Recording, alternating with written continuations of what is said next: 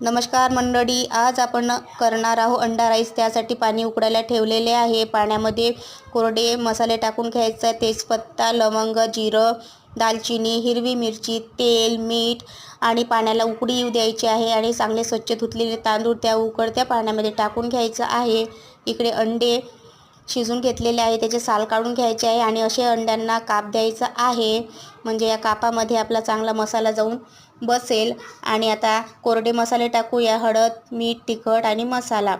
त्यावर अद्रक लसूणची पेस्ट टाकून घेऊ आणि कोथिंबीर टाकून घ्यायची आहे। त्यामध्ये लिंबाचा रस पिळून घ्यायचा आणि थोडं तेल टाकून अंड्यांना मसाल्यामध्ये चांगलं घोळून घ्यायचं।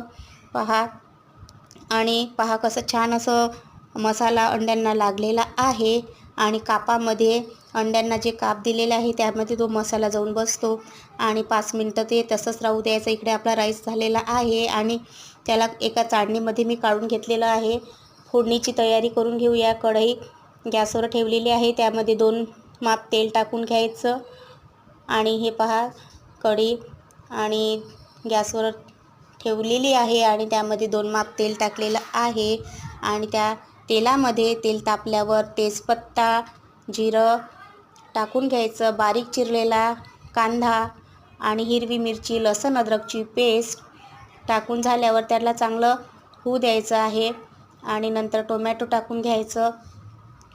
आपले हे घोळलेले अंडे मसाल्यामध्ये त्यामध्ये टाकून घ्यायचं। त्याच कटोऱ्यामध्ये थोडं पाणी टाकून अंड्यांना चांगली थोडी एक वाफ द्यायची आहे आणि हे पहा थोडं झाकून ठेवल्यावर वाफ आल्यावर आपले अंडे तयार। आणि एका प्लेटमध्ये ते अंडे काढून घेतलेले आहे आणि हा राईस त्याच कढईमध्ये टाकून घ्यायचा आणि त्यावर अंडा मसाला पसरून घ्यायचा आहे।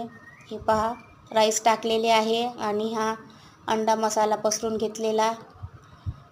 एक थर राईस एक थर अंडा मसाला, बिर्याणी जशी बनवतो आपण तसंच करायचं।